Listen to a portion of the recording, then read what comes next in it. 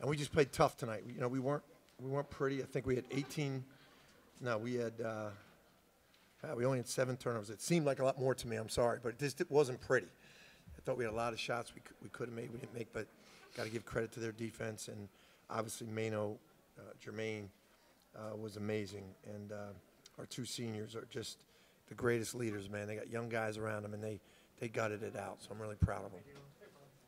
Jay did a pretty good job defensively in stretches against Howard with using length. Exactly. He's incredible, man. He just has so many ways to score, and you know, we were trying to take away his threes after he got on a roll, and we were fortunate. Guys did great job stepping up and getting charges on him. That was big. But the time he was out of the game, we lost the lead. So I mean, that's how crazy the game is. You know, we couldn't score on them either. So that's what a good team they are. They've won games without him, but he's a hell of a player. Jay, you said yesterday you might do some different things to try to get yourselves out of this funk. How much of that involved Jermaine? A lot. You know, he's an amazing young man. He's really talented. But early in the year, you know, he's starting to play really for the first year. And early in the year, they just weren't guarding him. So they're putting him in a position where, you know, you're open all the time. And early in the year, you know, we were telling him, shoot. And it's a tough position to be in when they don't guard you. It seems like it would be easy, but it's hard. And so through the year, we've been trying to teach him what kind of decisions to make when they don't guard you. And tonight, you know, we felt like, you know, he's getting to the point where he's making good decisions. He's mixing it up. And you know, I didn't think it was going to be this good, but I knew he'd be good. But this was amazing tonight. Jermaine, it looked like you had even opportunities to take more shots that you passed up. Yeah. I mean, kind of take us through your thought process as you keep getting the ball and you're continually open all the time. I just wanted to be aggressive and make plays, but another thing I always wanted to do is just keep my teammates involved as well. You know, I wanted to keep making plays for my teammates.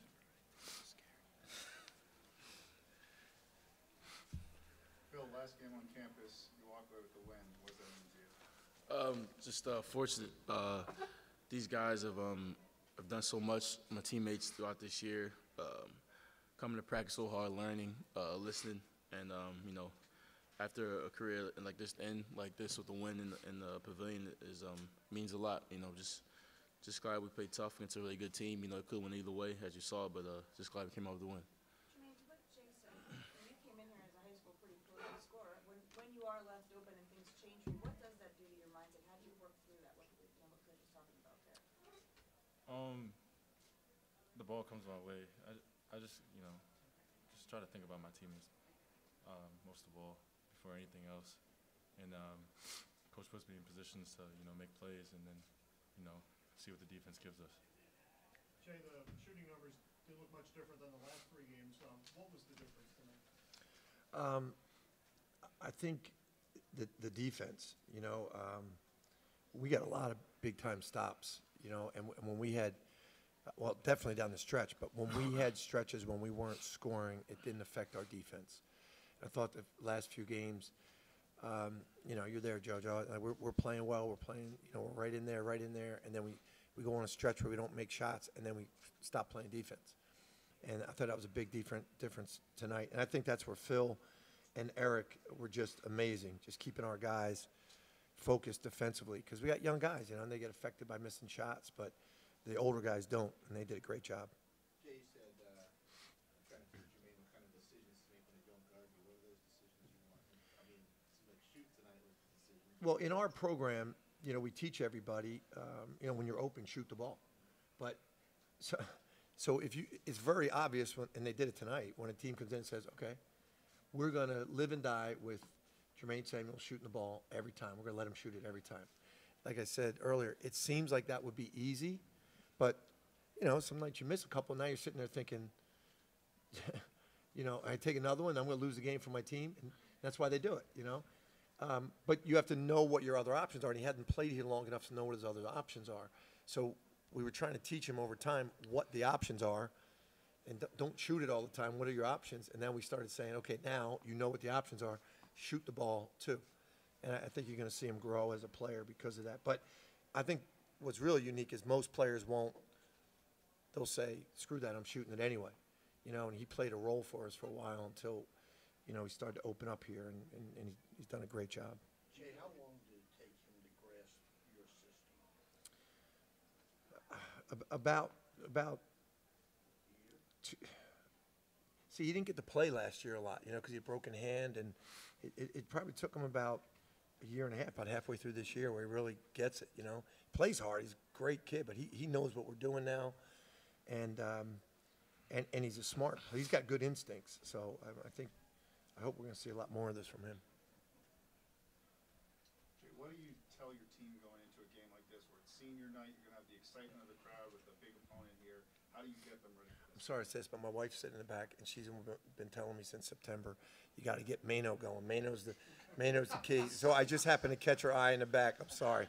I just couldn't resist it. I apologize. It's okay. How do you prepare your team for a game like this with the theatrics of senior night and Yeah, the big opponent coming in? we talk about it because senior night for players is really a distraction, but it's a great night for the families, and it's worth it. The families are worth the distraction. It's not a good night for players. And they're out of their rhythm. They're not doing what they do before every game. The team's not doing what they do because we want to be out there out of respect.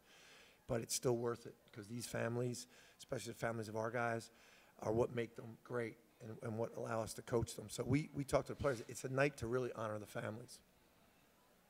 Phil, what keeps you focused when you're not missing shots? And I guess that's the same for Eric, too, because he played well even though he didn't have a great shooting game. As you see, you know, making shots doesn't really matter or not. You know, if you're getting stops and rebounding, that really matters. That really changes the game. You know, we both didn't shoot the ball well, and we're fine with that. But as long as we're getting stops and defending and rebounding, then that's all we really care about. Anything else? Jermaine, your 2 years at Villanova University, what did the senior class teach you about being a Villanova basketball player? Attention to detail and how important playing hard is, and how to be a competitor, most of all. Thank you. We're going to bring Marquette in. Thank you, guys. Thank you.